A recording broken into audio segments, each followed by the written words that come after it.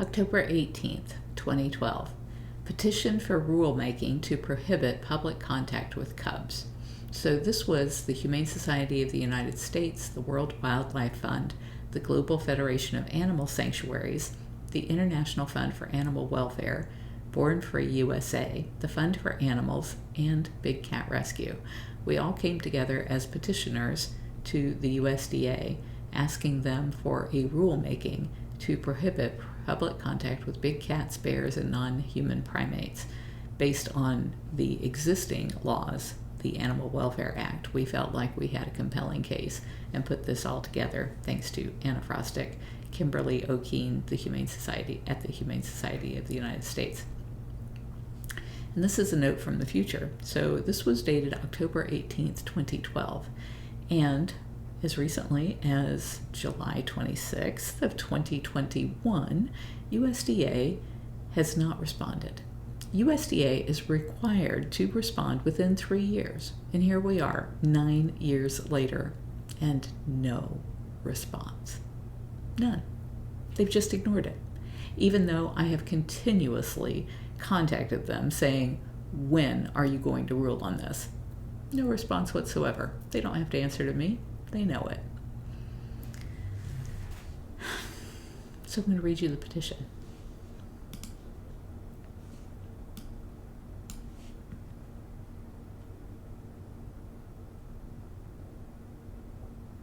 Going through who the petitioners are.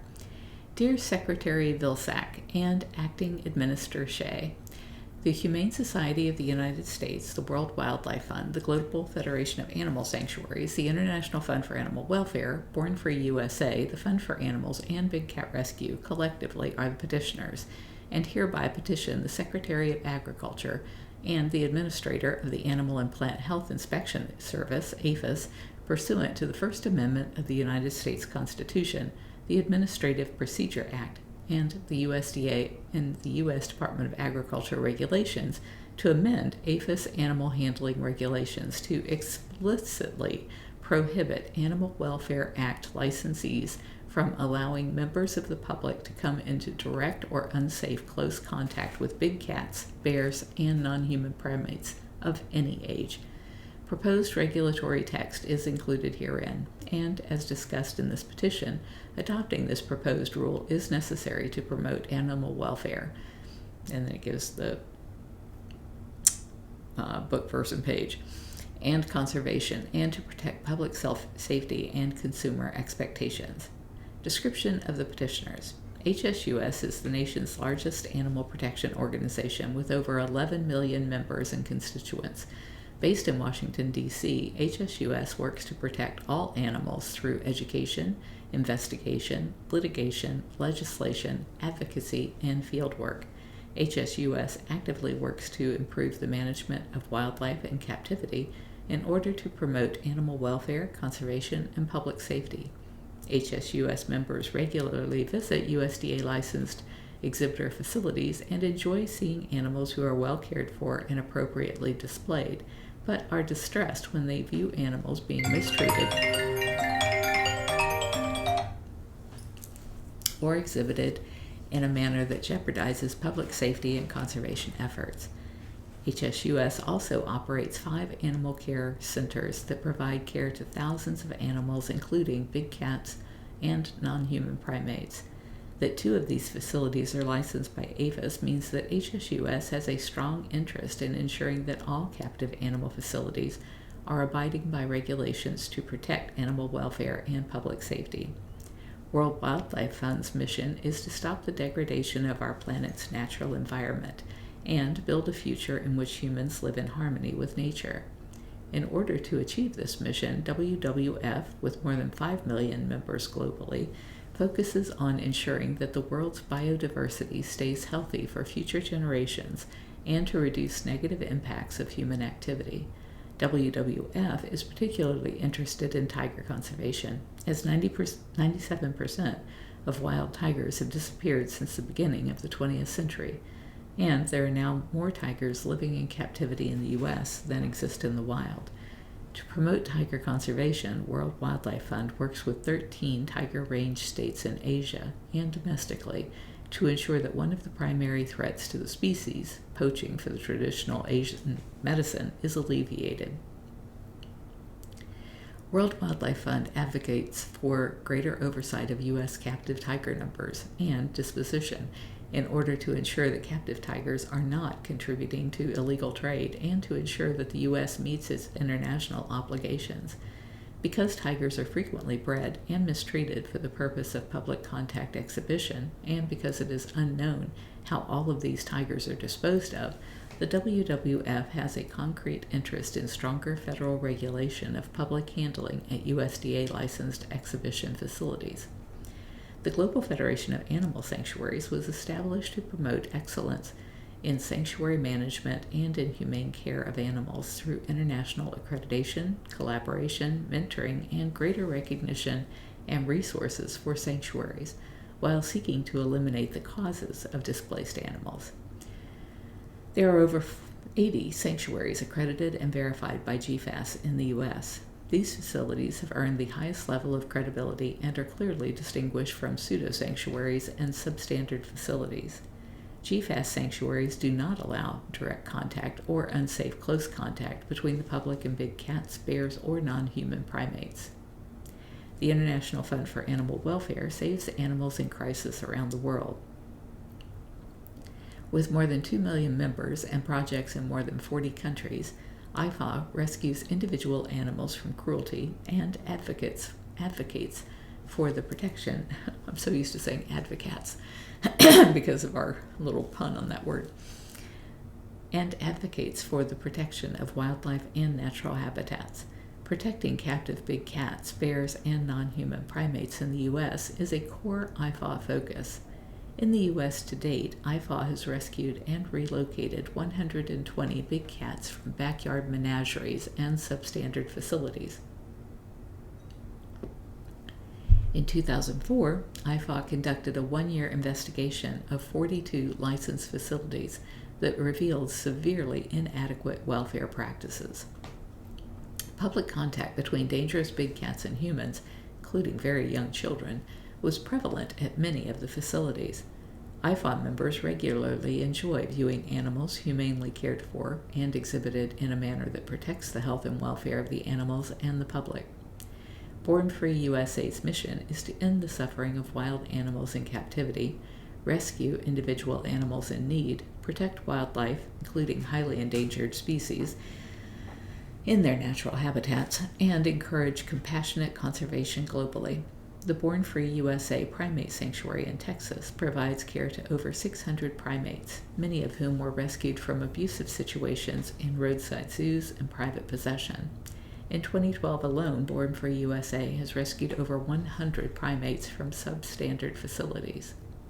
The Fund for Animal Welfare is a national nonprofit organization that advocates for preserving wild populations of animals and preventing abuse of captive wildlife. The fund operates the Cleveland Armory Black Beauty Ranch, an animal care facility that provides sanctuary to hundreds of animals, including 3 tigers who were rescued from a substandard facility licensed by USDA. Big Cat Rescue is one of the largest sanctuaries for big cats and is accredited by the Global Federation of Animal Sanctuaries.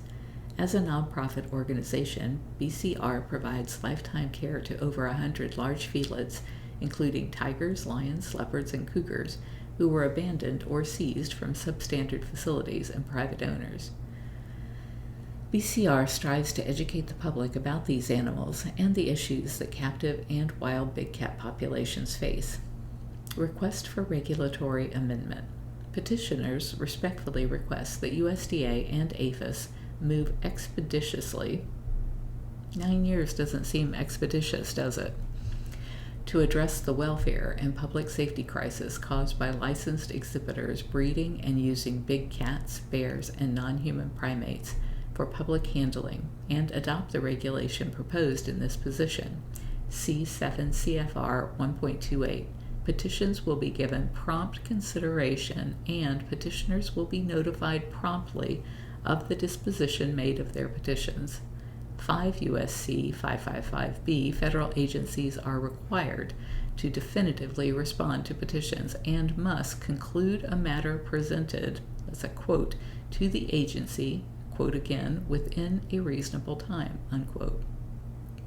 National Parks Conservation Association versus USDA, or U.S. Department of Interior.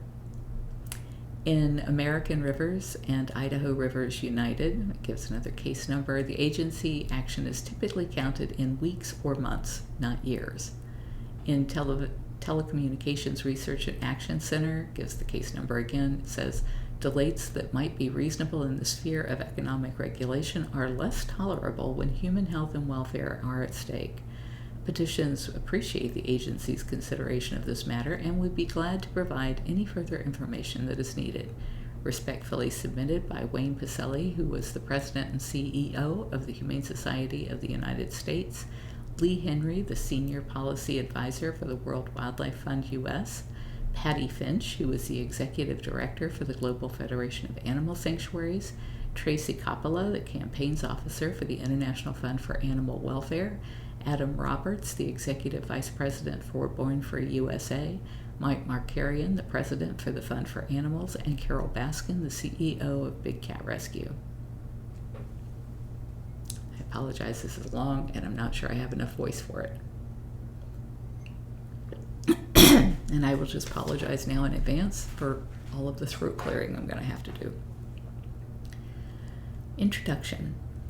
This nation is currently facing an epidemic of unqualified individuals and facilities possessing dangerous wild animals, which threatens both public safety and animal welfare.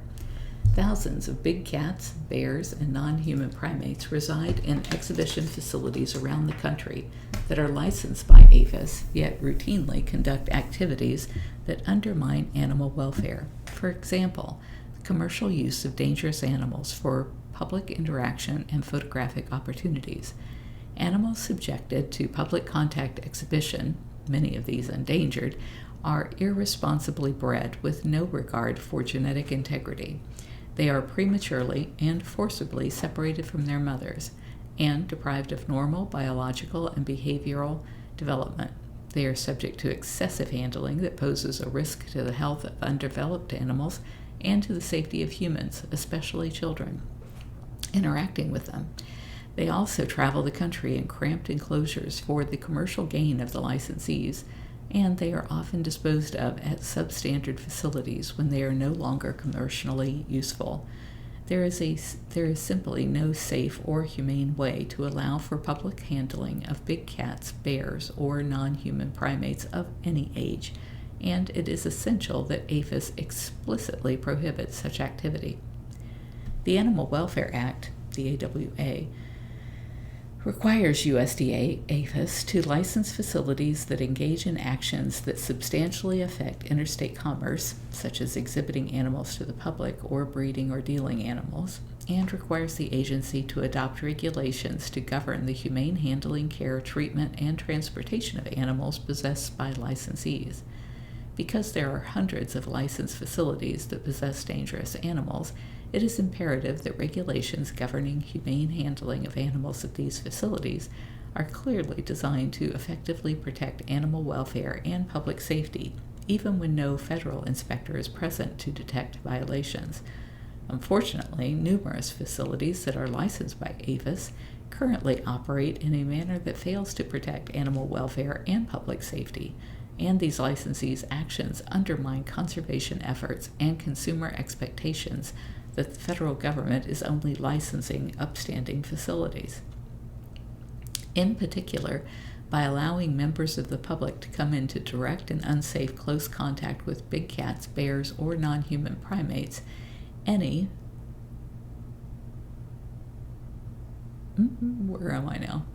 of any age, through interactive sessions and photographic opportunities, these licensees create an inhumane and dangerous situation, not only during such contact, but for the entire decades-long life cycle of the animals involved.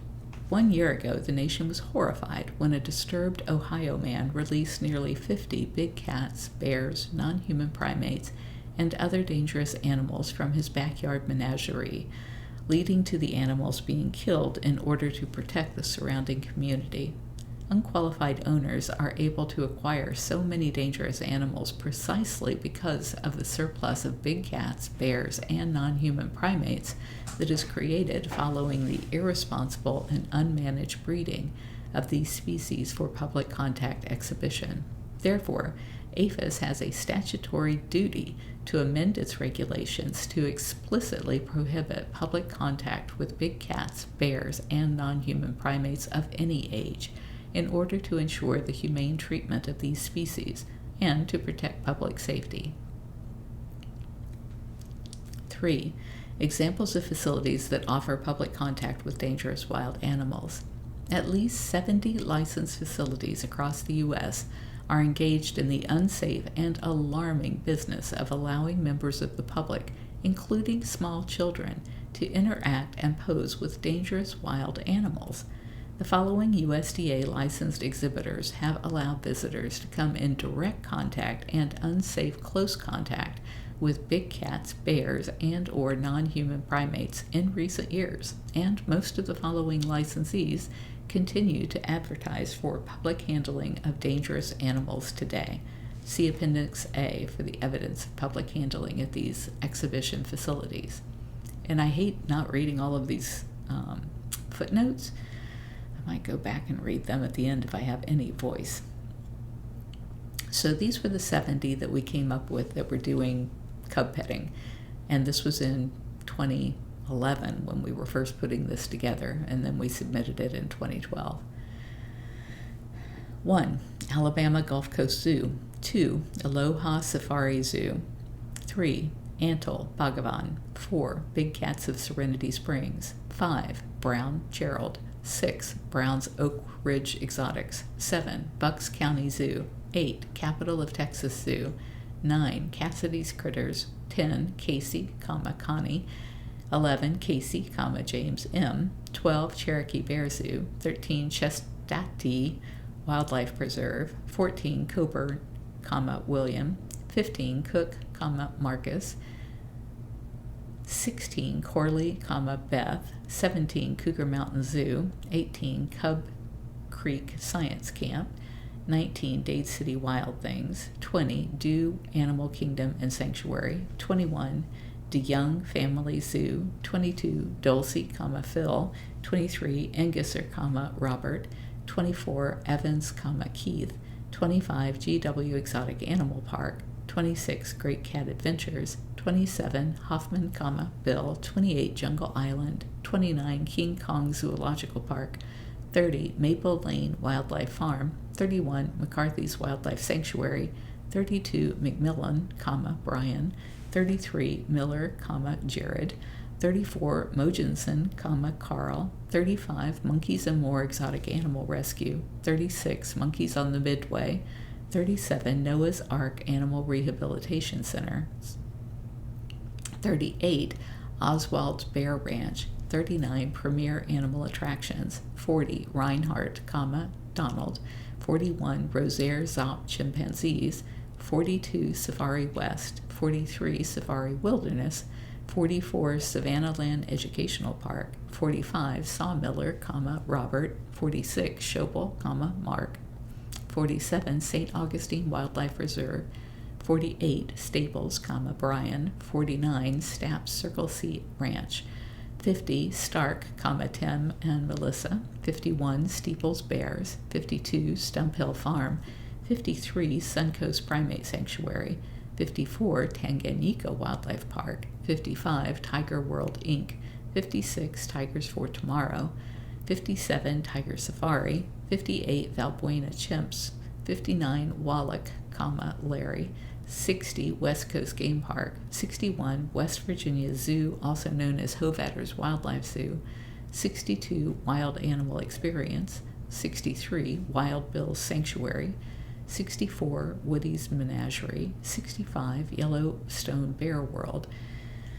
66. Yost, Sydney. 67. Zoological Wildlife Conservation Center. 68. Zoological Wildlife Foundation. 69. Zootastic of Lake Norman. 70. Zoo World. In addition to these dozens of exhibitors, it was recently reported that the owners of Promised Land Zoo are planning an exotic baby animal park in Branson, Missouri, which will be apparently open in 2013 and provide the public opportunity for contact with infant big cats and non-human primates. This long list of exhibitors that allow public contact with dangerous animals shows that this is not an isolated problem, but rather a lucrative commercial trend that is clearly within APHIS discretion and duty to regulate. While a few of these exhibitors have been cited for violations of the existing handling regulations, though rarely, as discussed below, without an explicit prohibition on public contact with big cats, bears, and non-human primates of any age, these animals will continue to suffer the negative welfare impacts discussed in this petition. The public's health and safety will continue to be put at risk, and consumers' confidence in USDA licensing will decline. 4. Legal background and authority to amend the regulations. Congress enacted the Animal Welfare Act in order to ensure that the animals intended for exhibition purposes or for use as pets are provided humane care and treatment, 7 U.S.C. 2131, number 1, and gives the whole long line to it. I'll just let you read it from here. I'm not going to read out these citations. The AWA not only protects animals in exhibition, but also the consumers of this industry, such as patrons visiting exhibition facilities. And then it quotes a case, Animal Legal Defense Fund versus Glickman, finding that plaintiff who viewed primates in inhumane conditions at an exhibition facility was within the zone of interest protected under the AWA. The Animal Welfare Act requires all exhibitors and dealers to obtain a license from the Secretary of Agriculture and provides that no such license shall be issued until the dealer or exhibitor shall have demonstrated that his facilities comply with the standards promulgated by the Secretary. Compliance is demonstrated and verified through a preliminary inspection of new licensees. However, renewal applicants simply demonstrate compliance by certifying that, to the best of the applicant's knowledge and belief, he or she is in compliance with the regulations and standards and agrees to continue to comply with the regulations and standards. You got that, right?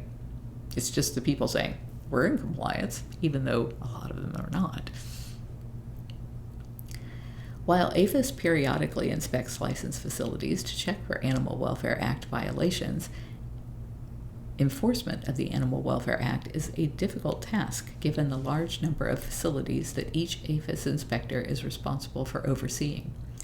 Section 2143 of the Animal Welfare Act outlines the activities for which the Secretary shall promulgate regulations. In particular, Congress has directed that the agency must adopt standards to, quote, govern the humane handling of animals by exhibitors, unquote, and that such standards must include minimum requirements, quote, for handling, housing, feeding, water, sanitation, ventilation, shelter from extremes of weather and temperatures, adequate veterinary care, and separation by species where the Secretary finds necessary for humane handling, care, or treatment of the animals, unquote. Further, quote, the Secretary is authorized to promulgate such rules, regulations, and orders as he may deem necessary in order to effectuate the purpose of this chapter, unquote. Pursuant to this broad statutory authority, APHIS has adopted a performance standard regarding the handling of animals, which requires that handling of any animal must be done humanely and with minimal risk of harm to the public, that young animals not be exposed to excessive handling, and that certain dangerous animals must be under the, quote, direct control, unquote, of an animal handler during the public exhibition. A. All licensees who maintain wild or exotic animals must demonstrate adequate experience and knowledge of the species they maintain. B1. Handling of all animals shall be done as expeditiously and carefully as possible in a manner that does not cause trauma. Sorry.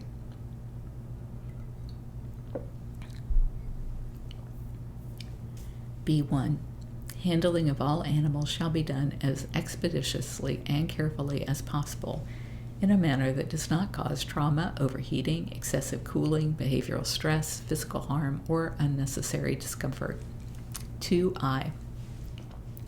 Physical abuse shall not be used to train, work, or otherwise handle animals.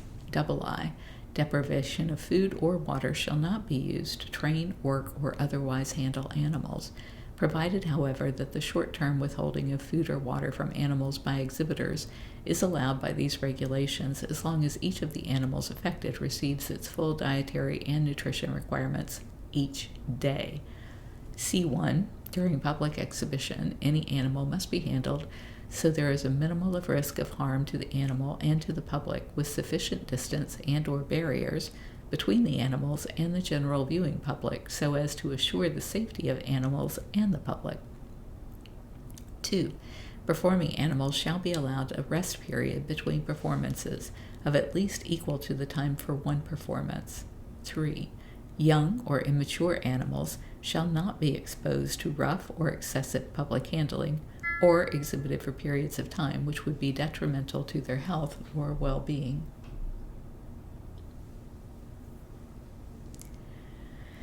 4.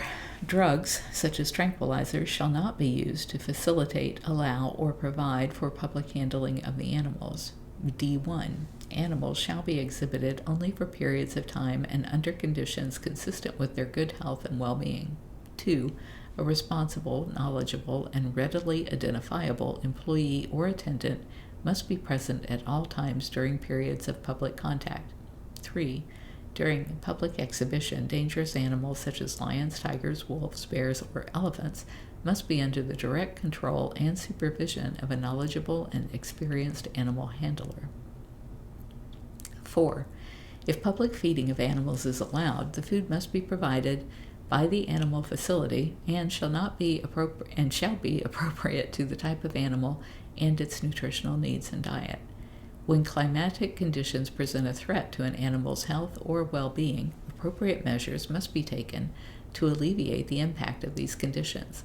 An animal may never be subjected to any combination of temperature, humidity, and time that is detrimental to the animal's health or well-being, taking into consideration such factors as the animal's age, species, breed, overall health status, and acclimation.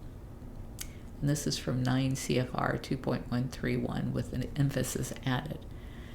In 1989, when APHIS proposed these handling regulations, the agency expressly stated that exhibitors do not have a right to allow contact between the public and dangerous animals. And that's in 54 Federal Register 10,835, 10,880, and that was dated March 15th of 1989. However, the regulations do not explicitly prohibit such contact, instead adopting a performance standard layered with a patchwork of agency guidance documents that are vague, entirely subjective, and do not clearly inform licensees, inspectors, or the public which activities are prohibited. The regulations are most confusing as applied to big cats. Since lions and tigers are explicitly mentioned as examples of dangerous animals in Section 2.131d3, quote, during public exhibition, unquote, such big cats must be, quote, under the direct control and supervision of a knowledgeable and experienced animal handler, unquote. In addition to being under the direct control of the handler, big cats, as well as all other animals, must be handled so there is minimal risk of harm to the animal and to the public, with sufficient distance and/or barriers between the animal and the general viewing public so as to assure the safety of the animals and the public. Thus, licensees, inspectors, and the public are left to their own subjective determinations of whether a big cat is indeed under a handler's direct control and what constitutes sufficient distance and/or barriers for an individual big cat. This was a case, actually, Antle versus Johans from 2007, and upholding USDA decision that found a violation of 9 CFR 2.131 when persons who are to be photographed with an adult big cat are allowed to stand behind the cat without any barrier between the cat and the persons being photographed. A hodgepodge of agency guidance further complicates this subjective standard and creates confusion for determining when public contact with a particular big cat is allowed. Several agency documents suggest that APHIS generally interprets this performance standard as being violated when the public handles a big cat under the age of 8 weeks or over the age of 12 weeks, hereinafter referred to as the 8 to 12 week policy.